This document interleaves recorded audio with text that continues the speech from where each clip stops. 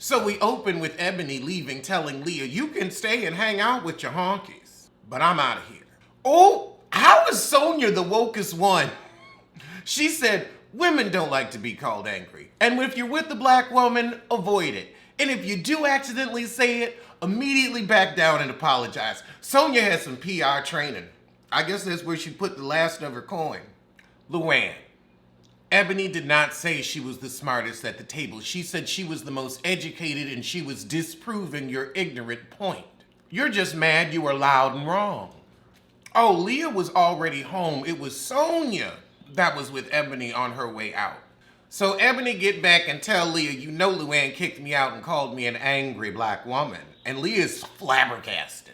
So as Ebony's telling Leah what went down, fish-lipped Heather is slowly trying to check Luann for her ignorance. Ha! Heather is like, look, we are white women. The onus is on us. You didn't know what white fragility meant. You should have asked. And you can't be that stupid. Then again, maybe you can. If you can, I don't want to be around you. If you're legitimately that stupid, and it's not just being willfully obtuse, because you do things like leave your iron plugged in. I can't, So later that night, Sonia and Heather get on back to Ramomo's. So Ebony's like, okay, Heather, you a little woke, but don't be trying to swipe your black card just yet. So we all supposed to cook together tonight. Ramona said we was gonna make something easy and just hang out with our new apron. So Heather go to get Luann and she's like, no, come on, let's talk and not talk over each other. So now we all sitting down for a ponderosa round the fire.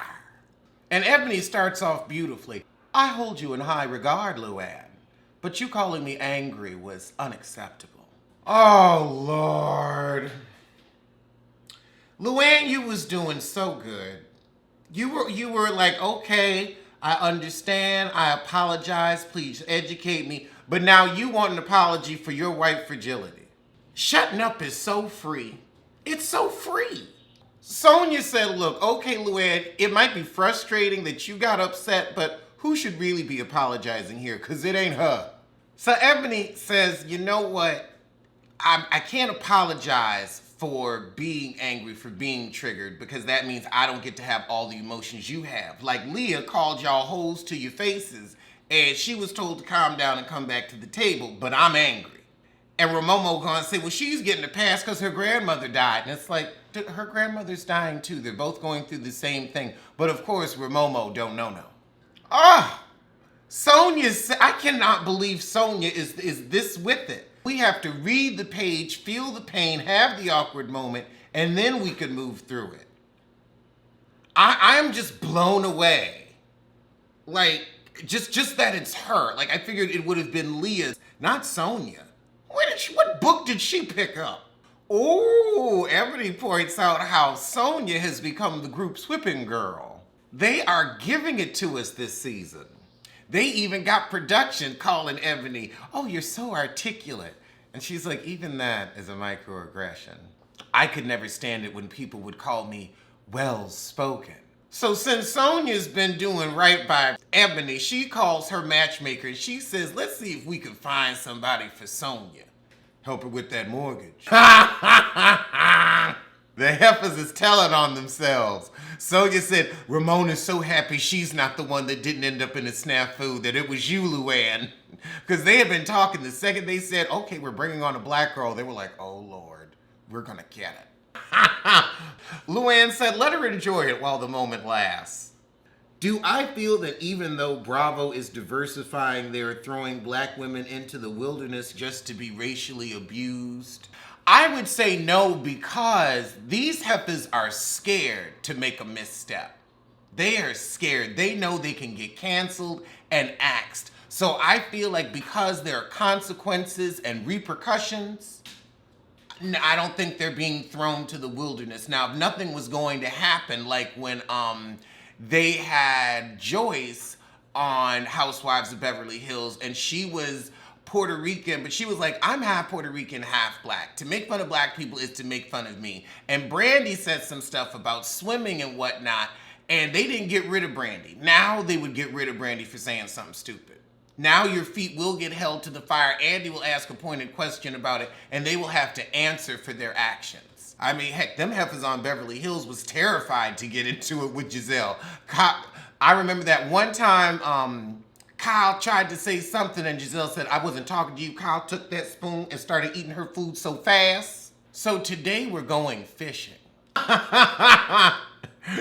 Sonia said, it's Leah. I never ask if she's dressed appropriately for the event. She's just dressed as Leah. Leah is still that like 5-year-old that's just going out of the house on a sunny day in rain boots and a rain jacket and their dinosaur helmet, and you're not going to be able to get them to leave in anything else.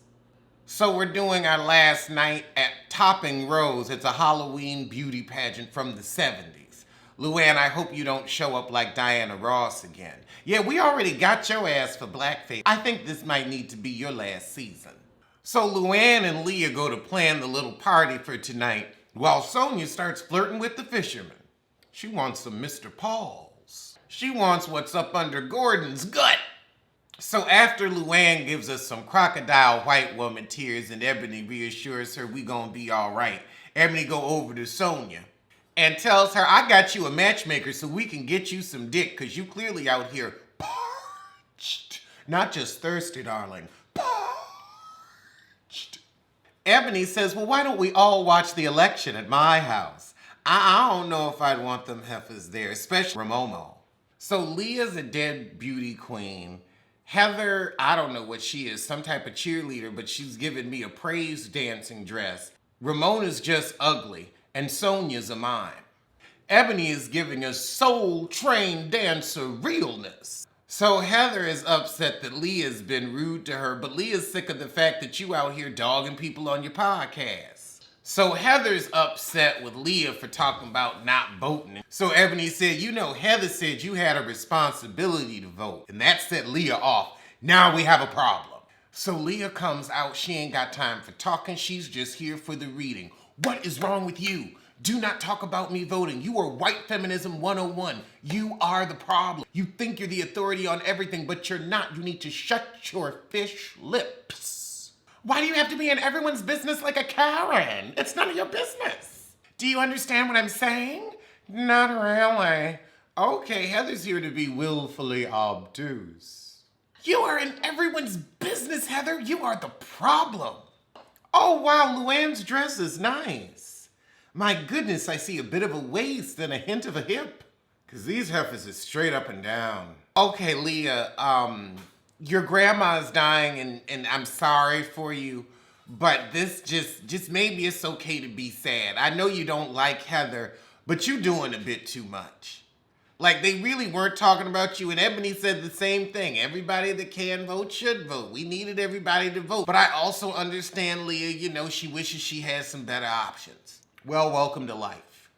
I mean, also, Leah, you gotta realize she's a friend of the show trying to secure her apple. So yeah, she's gonna be a Badinsky and a busybody because she's like, I don't know how much more filming I'm gonna do.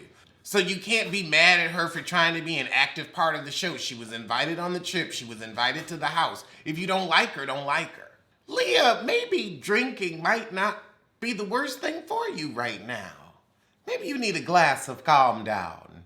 Oh, Lord. So Leah forgot her hula hoops. We getting in the van. Luann says she'll go get them, and Heather gets on, and she said, please don't leave me alone in here with her. And Heather says, calm down, bitch. And that really gets Leah going.